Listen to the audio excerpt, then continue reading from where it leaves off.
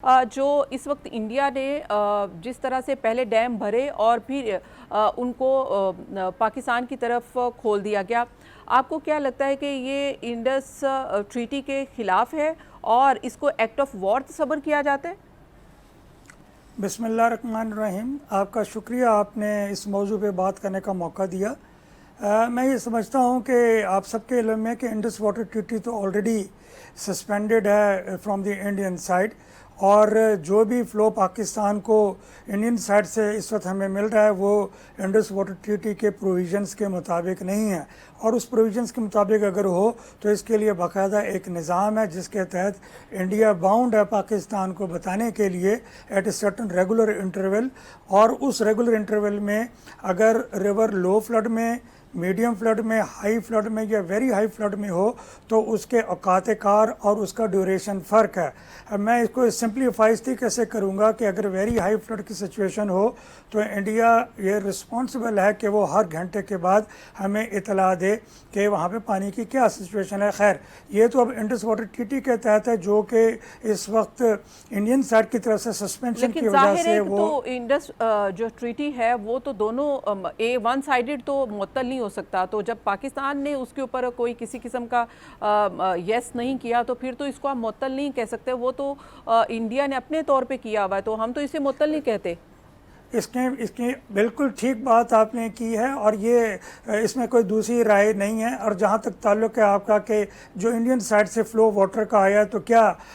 ये बग़ैर बताए या एक्ट ऑफ वॉर है, तो मैं इसमें समझता हूँ कि इसको दो तरीके से हमें एनालाइज करना है। एक तो ये कि हमारा जो मानसून सिस्टम है और बाकी के दो अदर सिस्टम्स वेस्टर्ली वेव और सीजनल लो वो बहुत ज़्यादा प्रोनाउंस्ड है इस वक्त हमारे ईस्टर्न साइड के ऊपर और फिर इंडियन कैचमेंट्स के ऊपर। इसकी वजह से एक तो जो इंडियन साइड से पानी है वो पाकिस्तान में आया, दूसरा ये कि उनकी जो रिजर्वायर्स हैं उनकी रिजर्वायर्स अब से कुछ दिन पहले तक तो उनका जो कंजर्वेशन लेवल था वो 100% नहीं था, लेकिन उसके बावजूद जो पानी कि पाकिस्तान में जो रिलीज़ हैं उसके लिए हमें ये देखना होगा कि क्या वो इंटेंशनल हुई हैं या उनके रिजर्वायर्स के भरने की वजह से हुई हैं। हाँ, एक चीज़ बड़े वाज़ेह है कि चनाब, रावी और सतलज में क्योंकि पानी की जो रिलीज़ हैं वो बिल्कुल साइमल्टेनियसली और एक ही टाइम में हुई हैं, तो ये बाकायदा इस चीज़ की तरफ इशारा करता है कि इसमें कोई माल इंटेंशन होगी या माल इंटेंशन हो सकती है। और इसमें दूसरी चीज़ जिसको कि किसी सूरत के अंदर हम इग्नोर नहीं कर सकते वो मौसमियाती तग़य्युर कह लें या मौसमियाती सिचुएशन इस वक्त है जो दोनों साइडों बॉर्डर के दोनों तरफ प्रिवेल कर रही है। तो ये दोनों चीज़ें कंपाउंड हो के इन्होंने हमें इम्पैक्ट किया है और बहुत सीवियरली इम्पैक्ट किया है। अच्छा, राइट सर, आप काम कर चुके हैं फ्लड कमीशन में भी और NDMA के भी मेंबर में भी, यू आर स्टिल देयर और नॉट, मुझे नहीं कंफर्म, लेकिन आप उसके मेंबर रह चुके हैं। क्या पाकिस्तान ने इसके ऊपर काम नहीं किया अभी तक कि हमें इस किस्म की जो मौसमियाती तब्दीली का सामना होगा? हम ये कहते आए हैं, सुनते आए हैं, कितनी देर से, पिछले 7-8 सालों से सुन रहे हैं कि मौसमियाती तब्दीली आएगी, पाकिस्तान को सबसे बड़ा नुकसान होगा, लेकिन इसके लिए हमने कोई भी स्टेप नहीं उठाया। क्या वजह है?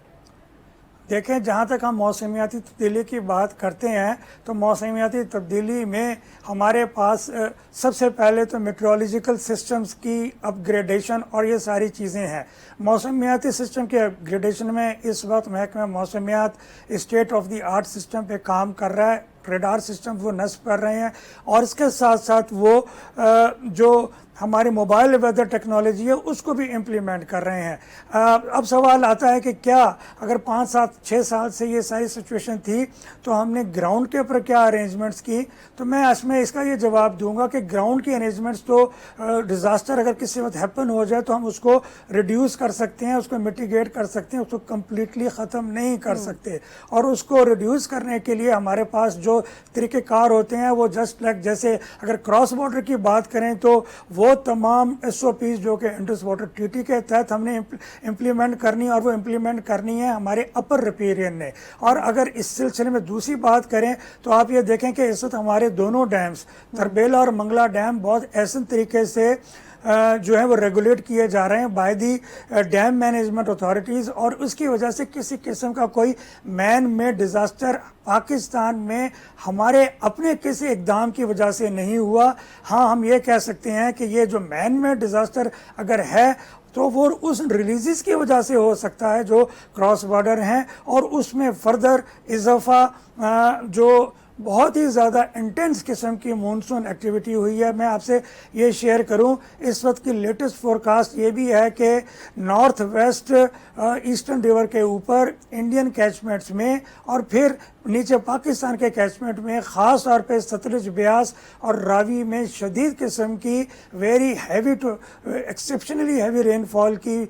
فورکاسٹ پاکستان محکمہ موسمیات نے دی ہے، جس کی وجہ سے راوی ستلج میں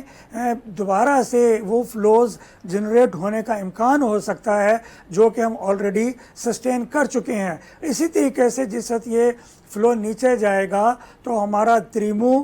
پنجنت یہ اس کی وجہ سے امپیکٹ میں آئیں گے، اور اس کے فوراً بعد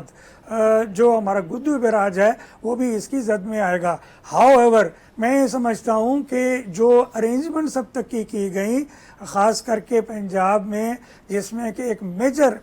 لوگوں کو ایویکویٹ کیا گیا، وہ ایک بہت بڑی ایفرٹ تھی، اور اس ایفرٹ میں ہمارے وہ والے ادارے جیسے ریسکیو 1122 ہیں، آرم فورسز آف پاکستان ہیں، انہوں نے بڑا اچھا کردار کیا، بہت اچھا کام کیا، اور یہ میں سمجھتا ہوں کہ آنے والے وقتوں میں اس میں مزید اضافے کی ضرورت پڑ سکتی ہے۔